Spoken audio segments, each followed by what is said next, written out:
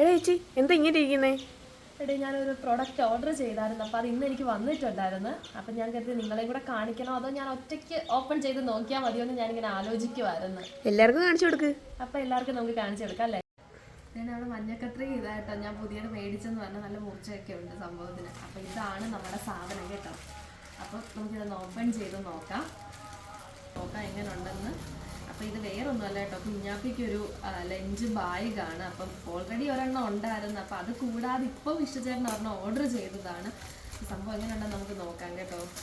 അപ്പോൾ സംഭവം നല്ല രസമുണ്ട് കേട്ടോ, നല്ല കളറ്. എനിക്ക് ഈ ഒരു കളർ ഒത്തിരി ഇഷ്ടപ്പെട്ടിട്ടുണ്ട്.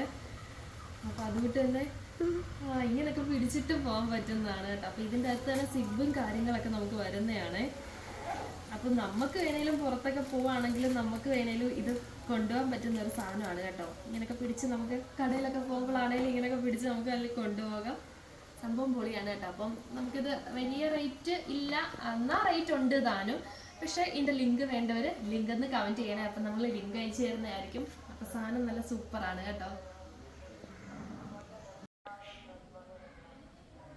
അപ്പോൾ ഈ ബാഗ് നല്ല ഭംഗിയുണ്ട് കേട്ടോ. അപ്പം കുഞ്ഞു മക്കൾക്കൊക്കെ ഒരുപാട് ഇഷ്ടപ്പെടും. ഈ ഒരു പ്രിൻറ്റും കാര്യങ്ങളൊക്കെ വരുന്നതുകൊണ്ട് എല്ലാവർക്കും ഇഷ്ടപ്പെടും. അപ്പോൾ അതുകൊണ്ട് തന്നെ സിബും കാര്യങ്ങളൊക്കെ ഉണ്ട്.